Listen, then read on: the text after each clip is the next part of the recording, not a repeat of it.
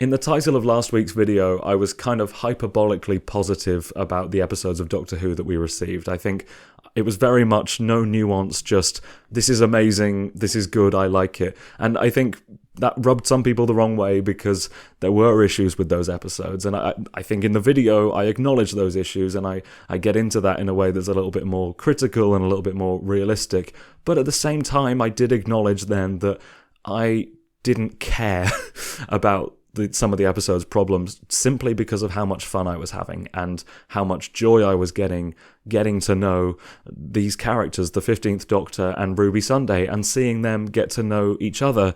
It's just so exciting, and they've got such a wonderful chemistry, and seeing that play out is more important to me at the start of this new era than, I guess, getting fantastic, great 10 out of 10 stories.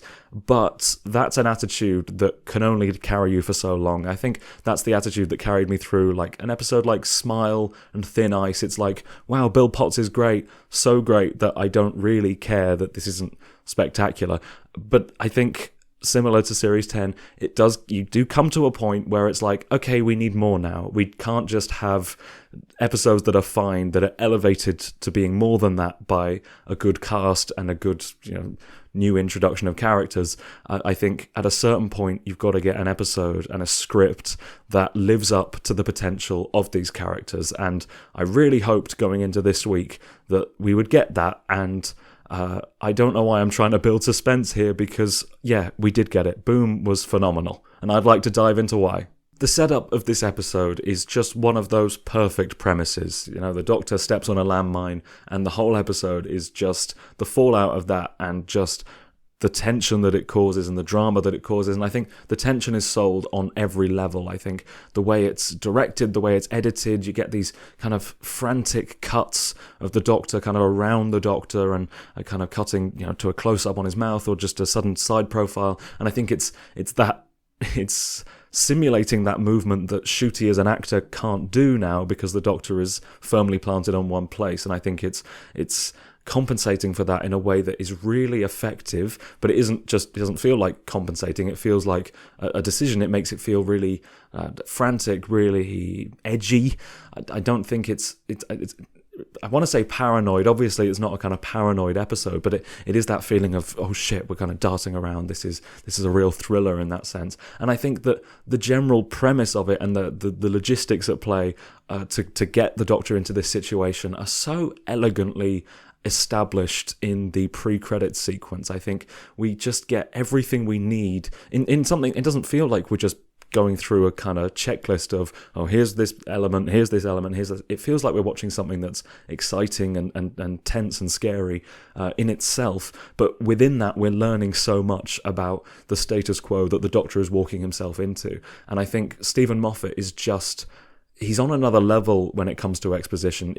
He can entertain you and expose you.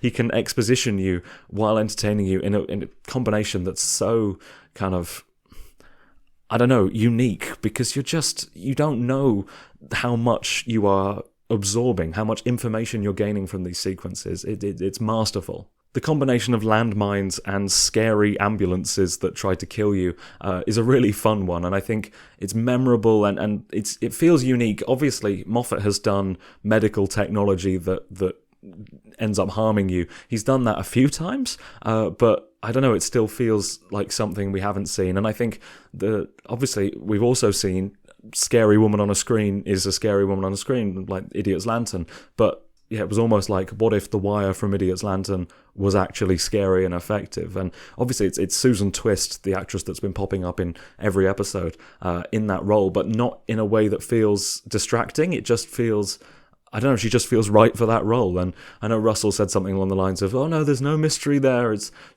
We just ran out of actors and she came into all these different roles. It's like, yeah, I don't believe you there. But at the same time, she's very good in this role, so it would have been a good choice. But doing a bottle episode like this so early on is such a great idea, stripping this new Doctor down, getting rid of all his toys and tricks and even like his physicality and his big personality, and just kind of leaving him as this exposed version of himself that is kind of really raw, and it kind of brings the focus entirely on the dialogue that he shares with these characters. And let me tell you, seeing this Doctor speak Moffat dialogue is a real treat. There's such a beauty and a poetry to everything he says, and I know people had an issue with that in the Moffat era, this sense of, oh, come on, can we not all talk in quotes and actually speak like human beings? But I think the Chibnall era came along and gave us this kind of mundane way of speaking, this mind-numbingly mundane way of speaking, and I think returning to Moffat, it's kind of like, you know what, this is good, this is a nice bit of sauce that we didn't know how good we had it. It's a refreshing bit of, I don't know, beauty, poetry to the show, and I think it's okay for a show to have a little bit of artifice, to have a little bit of unreality, because that's part of the magic of it. But within all this, we do see some sides of the Doctor that we've not seen yet before, and I think one of the most obvious ones of that is this fear, this kind of visceral, raw sense of immediate danger, but not the immediate danger when you're staring down the barrel of a Dalek, the eye stalk of a Dalek.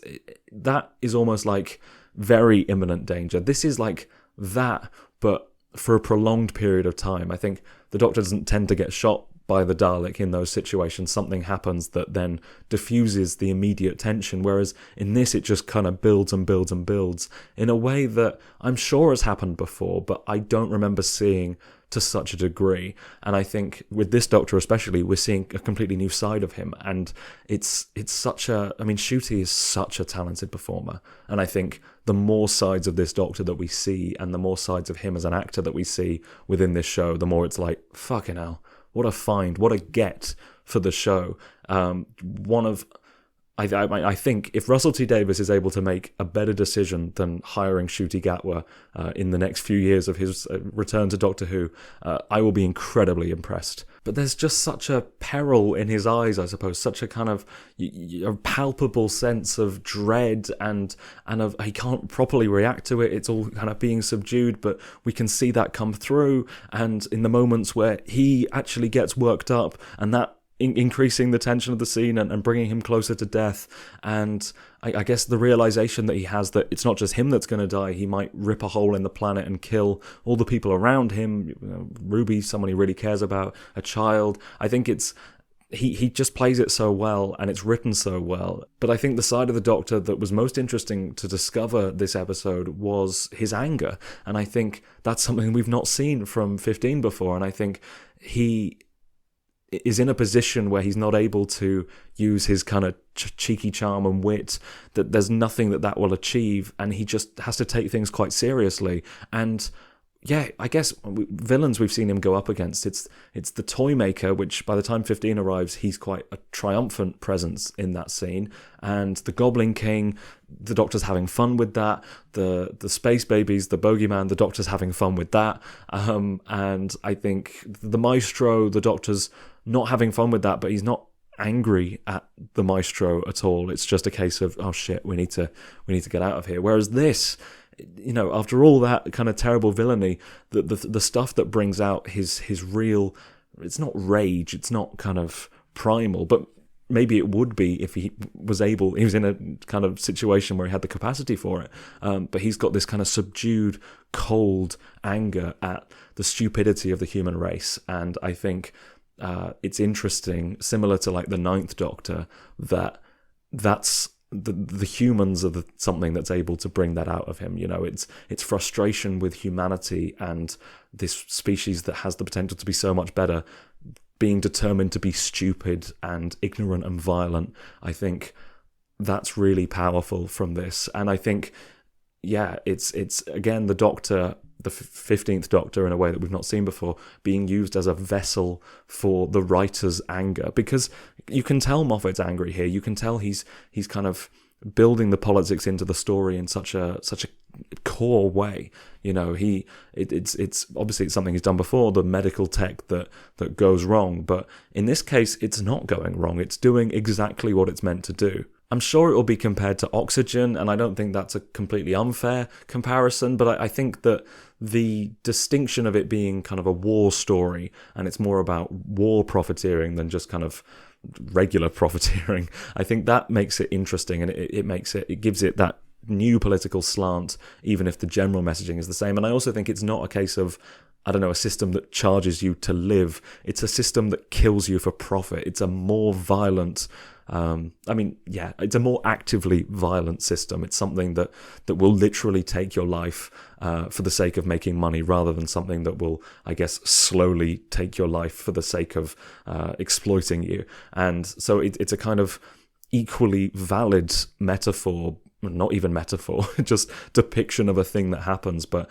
I think it's just it's a different thing. It's not a better thing, it's not a worse thing, it's not the same thing, it's a different thing. I definitely think it's taking the often parroted line of like, oh, the system, it's in place here, but it's broken, it's failing the people, it's being abused, and we need to, take back control of the system or fix the system. And it's kind of going, no, actually, the system is doing exactly what it's intended to do.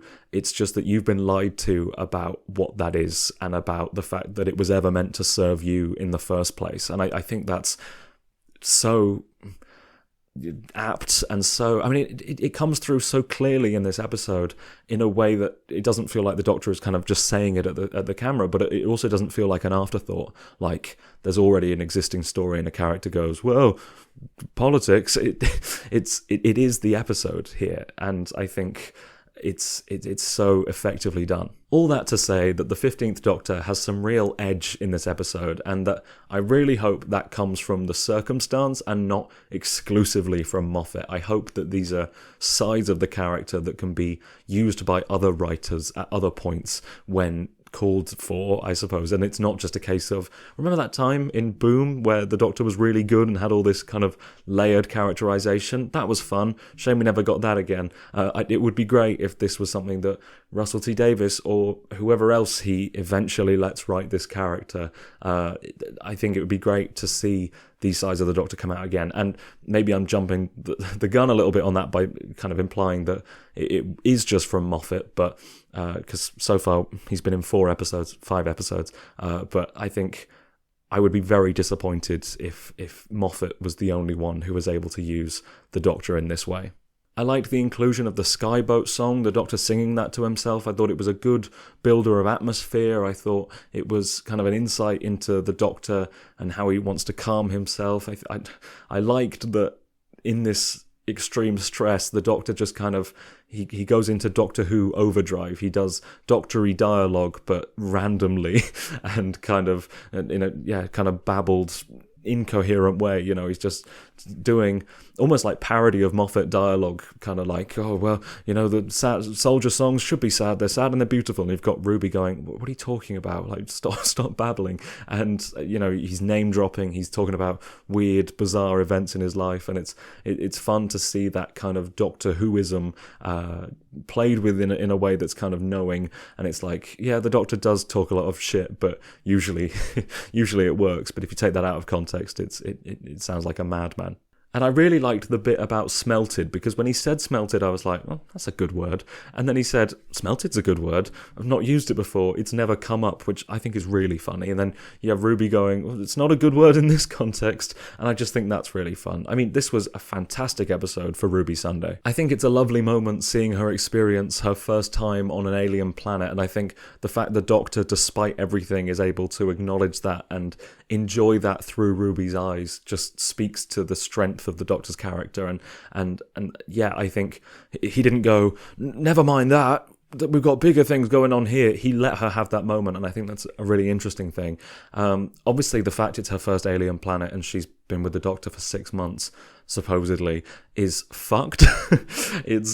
Again, that remains one of the most bizarre, unforced errors that the show has ever made. I just, for no reason at all, Devil's Cord going, it's June for Ruby now, by the way. It's like, okay, great. You could have fixed that with ADR, because there are so many firsts that are across that episode and this episode, and to then say, yeah, but actually she's been with the Doctor for longer.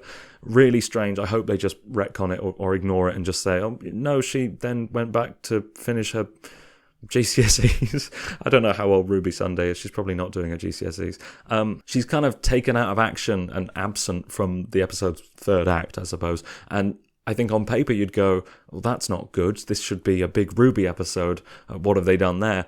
But I don't know. I think she has good enough, strong enough moments before she's taken out of action that I don't really mind. And I still came away from this thinking that this was probably her best episode. I think the moment where she refuses to throw the doctor the little compressed, smelted body, I think that's a really interesting moment of challenging the doctor and standing up for herself there. Again, I hope that is something that is just part of the character and not just part of Stephen Moffat writing the character, because obviously the Clara comparison is one that springs to mind, not in a way that feels derivative, but just like, oh yeah, we got another companion who's able to go, hey, hang on.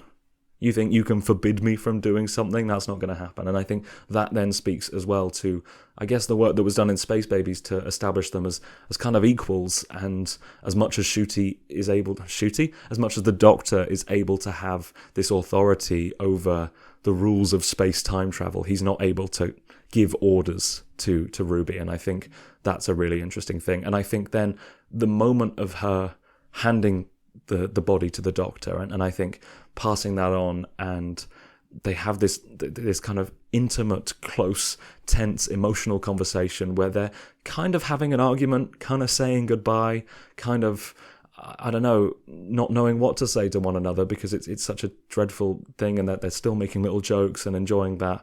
And I thought that was phenomenal, and I think that's one of the best scenes in the episode, and probably my favourite scene from Ruby in the show. I think she has those Clara Oswald eyes that just, they seem to inflate. She's got these big expressive eyes.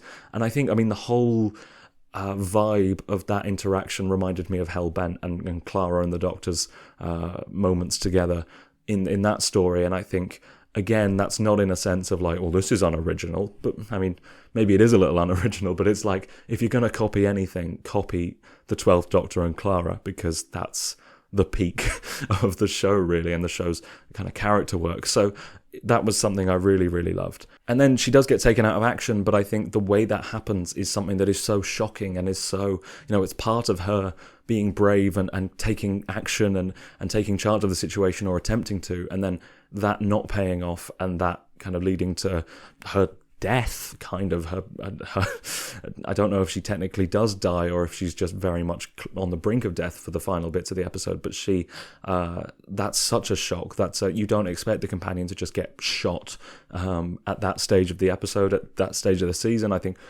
similar to Bill Potts just getting shot, that's a big kind of, oh my God. And I think seeing the Doctor's reaction to that and how he sells that, especially when he can't be over dramatic about it, he can't react too greatly. It has to be this heartbreaking kind of stifled, oh God, not that, this is why Shooty's the actor and I'm not. He goes, oh no.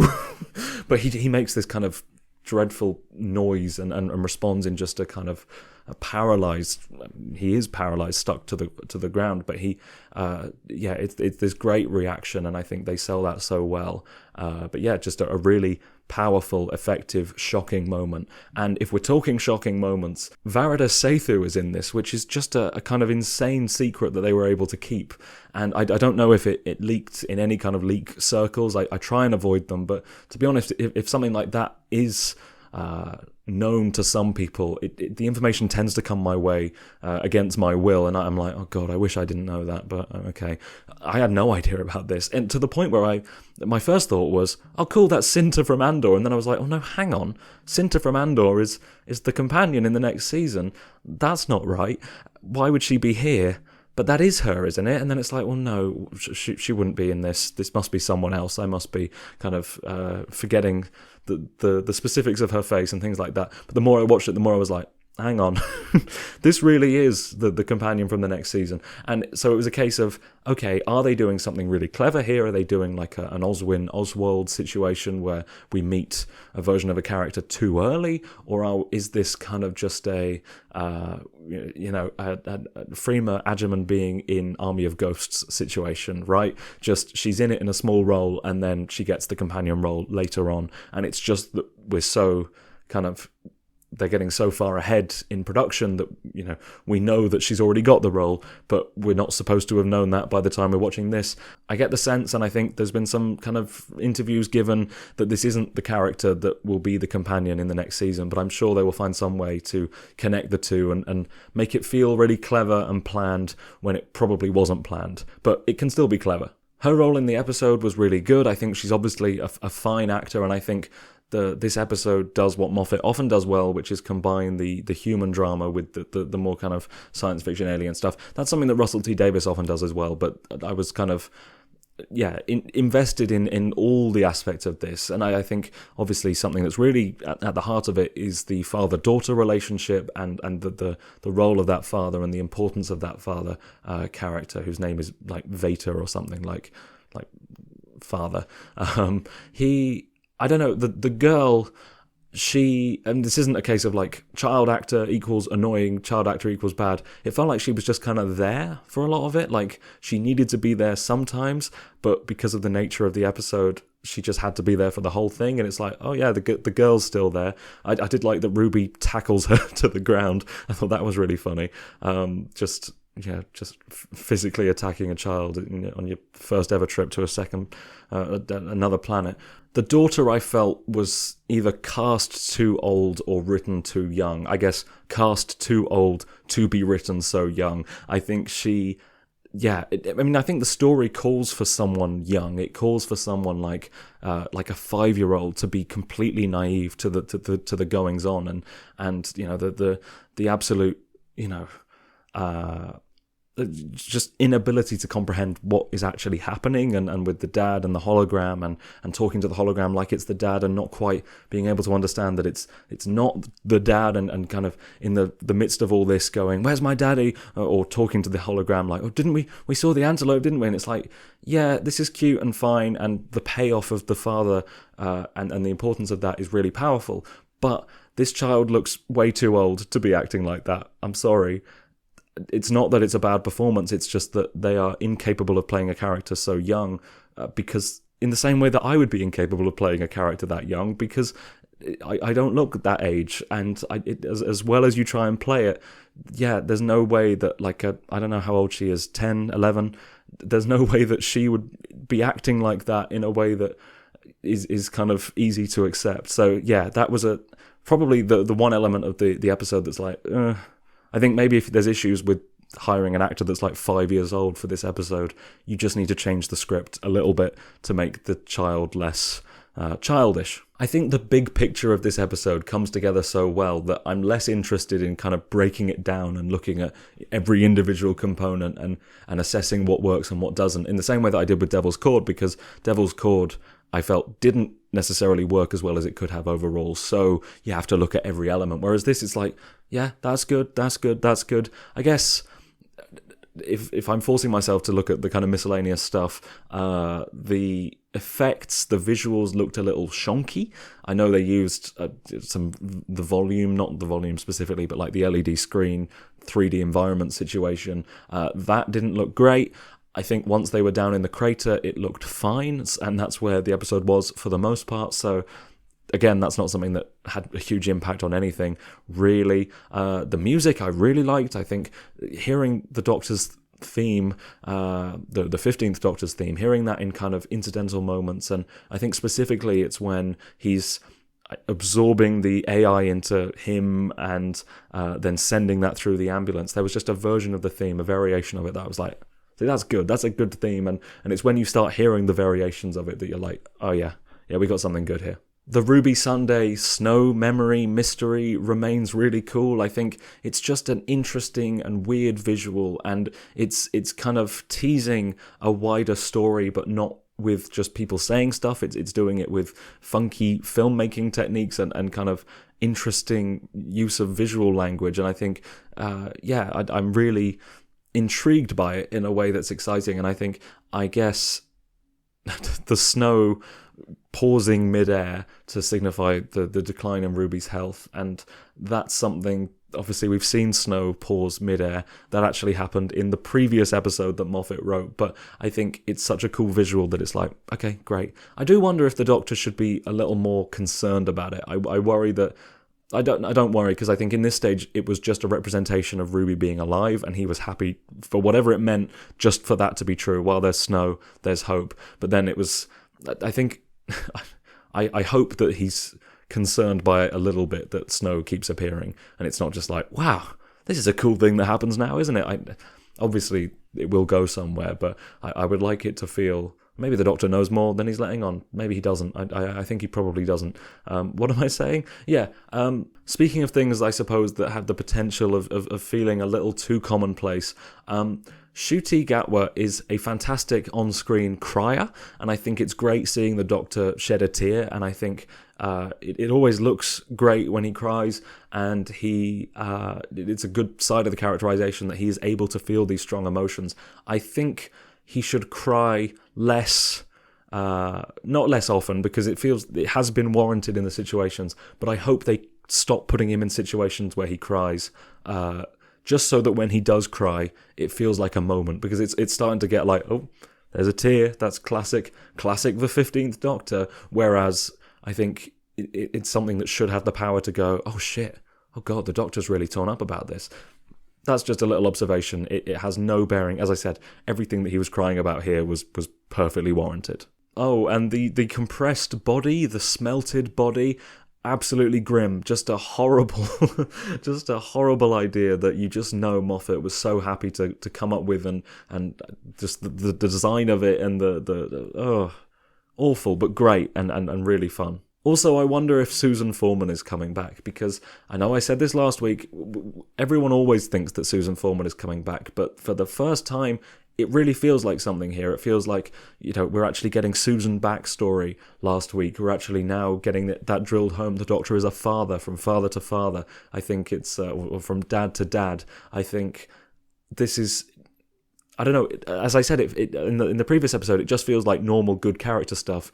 But at the same time, I guess the fan brain in me is going, but is it building to something? And it doesn't have to. These are good moments and good kind of things to draw on anyway. It's just that the recurrence of them is like, you doing Susan? I think you're doing a Susan. Moffat is just so good at writing this show, man. There's just such a slickness to everything. I mean, the resolution, or not necessarily the resolution, but the explanation of what's going on this planet, and the fact they're fighting themselves. This is a reveal that is strong enough to just stand on its own. The Doctor could just say it as part of a big, speech outward to the audience, to the characters, but Moffat has tied it into a character moment, a kind of dramatic moment where he is trying to keep Ruby alive and trying to desperately kind of involve her in this so she comes back to him, and so he's desperately explaining this to her, and he's explaining the fact, that it was the algorithm that they were fighting, and that exactly what happened. And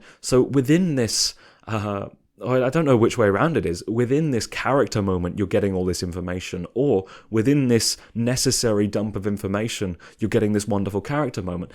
They're probably both the same, because with Moffat, he's so fantastic at intertwining the two that there isn't a difference. This is just how the show is written, and it's so slick, it's so, as I said, elegant, it's so wonderful, and you're buying into this emotional moment just as much as you're going, oh man, they've been fighting nothing this whole time. They've just been fighting themselves. It's what's that episode of Clone Wars? It's that one, Pong Krell. It's that devastating realization of fuck these fucking morons. What a dreadful dreadful situation. But it's wrapped up in something else, and that's all through the episode. You're getting exposition. You're getting character moments. You're getting tension, all building all together. In a way that never feels like a tennis match. It never feels like you're kind of darting between elements. It just feels like this is all the stuff that's connected to one another. They all go hand in hand, and you're experiencing them all at once. I love the Doctor talking about faith, and this frustration with, faith being used as kind of blind faith being used to absolve yourself of any responsibility for your actions, and mean you don't have to think for yourself, and all this. But at the same time, acknowledging the importance of faith, and the faith that he has that keeps him going. And I think the acknowledging of the contradiction of that, on the one hand, Moffat is so angry at the concept of thoughts and prayers, but on the other, it's it's kind of beautiful if you can believe in something that keeps you going and keeps you fighting. And I think yeah, I mean, Moffat, he talks in the behind the scenes a little about the contradiction of the Doctor and the Doctor's worldview, and the Doctor as a soldier who the Doctor's hatred for soldiers. And I think sometimes people look at Moffat and say, why are you saying this about soldiers? But it's not Moffat saying it, it's the Doctor saying it. And I think with the Doctor saying that, despite being best friends with the Brigadier, despite being a soldier himself, there are these contradictions within the Doctor. And I think presenting those and presenting that contradiction within all of us, I think is just the kind of depth that I used to long for from this show, and I can't believe we have back. So where does Boom sit in the grand scheme of things? You know, up against other great Moffat episodes, other great Russell T Davies era episodes. I don't know, I think we'll have to see with time where this kind of lands, whether it goes, well, in amongst the kind of other episodes of its time, it was the best thing we'd ever seen, but when you compare it to a Hell Bent, a Heaven Sent, World Enough in Time, Blink, Girl in the Fireplace, Christmas Carol, Husbands, fucking hell, this guy's good at writing Doctor Who. I guess we'll have to see. My instinct at this stage is that it's not quite on the level of the best Moffat ever, but that is a really high standard, and the fact that I'm kind of going, maybe it is, that's really saying something about the quality of this, and the fact we're not going, God, he should have quit while he was ahead and you know, gone out with a good legacy and a good reputation. But it's such a power move to come back to the show later and go, yeah, I'll just do a couple of episodes here and there and you know, remind you that I'm the GOAT. Because that's what this was, and everyone is either being reminded of this or coming to that realization of like, holy shit, this is the best to ever do it. And if he could just keep coming back and reminding us that, I don't even care if we're feeding his ego. I think just popping in from time to time, every year or so, just to go, oh, here's an episode, Russell, I had another idea, just that would be incredible. I have seen some people say that the fact this episode is so good is, but the fact it stands out so much from the other episodes that we've had is kind of a bad sign for Russell T Davies's era. I think, I don't know, I feel like there's a level of rose-tinted glasses, selective memory when it comes to the first Russell T Davies era. For a lot of runs of episodes, you know, this kind of greatness was pretty few and far between. You know, we always had the mid to low tier episodes, often in the front end of the series, I would say as well. So I think, see where we go before we start panicking about the general state of things. I don't subscribe to the idea that Russell's floundering and, you know, Stephen Moffat's just come in and dunked on him. I think Stephen Moffat did fantastically in this episode, but he's building on things that were established in this era. He didn't just invent these characters. He's using these pre-established, this incarnation and this companion that clearly have so much juice and potential in them, and he's getting to play with those characters. And I think to completely discredit Russell T Davies in that would be foolish. And you know, I'm happy to give Moffat as much credit as possible, but I think this isn't a case of. I mean, look, I don't even know if this episode is better than Wild Blue Yonder. I think it's probably up there, but I think Wild Blue Yonder, to me, I think of like how great David Tennant was in that episode and how weird some of the ideas were there, and you know, just the stuff about like the horse captain and the slow countdown and you know, this terrifying idea of having to remain calm because the faster you think, the faster they get you. And I think that that's something that is still a spectacular episode of Doctor Who. And I guess if where do we draw the line on the Russell T Davies 2 era? Because like some people are just thinking of shooty episodes and some include that. I think the fact that that was 4 episodes in 2023 and we've had 3 episodes this year, and in each of them there's one episode that is like an all-timer episode of Doctor Who, or people saying that doesn't feel like a bad sign to me at all. So I think we're just going to have to wait and see. Next week looks really exciting. I'm excited to watch it. I'm excited to come back and talk about it with you. Hopefully I'll be out of the basement and I can have a bit more light and a little bit more ability to stand up. But yeah, because I'm recording late, I'm kind of coming down and being quiet. But thank you very much for watching. I really hope you enjoyed this video. I'd love to hear your thoughts on Boom. I would be so surprised if someone came along and was like, not as good as Space Babies. Boom's all right. It's no Devil's Chord. You might think that. I think maybe the Moffatisms, there are people who don't like Moffat, and I think maybe this... I've seen maybe a couple people say it just feels like Moffat on autopilot. He's just doing very Moffat-y dialogue. I do think if I hadn't known Moffat had written this episode and I watched this episode, I would know that Moffat had written this episode, and not just because he's mentioned in the opening credits. I think, what am I talking about? Tell me in the comments what you think of Boom. Give me all your opinions, all your observations. Tell me what you think of this video. Come back next week, subscribe, like, share. Watch my Star Tours video, because I really want everything on my channel to have 1,000 views at least, and this one's kind of middling at like the early 900s. So do that. Come back next week. I'll see you soon. Love you lots.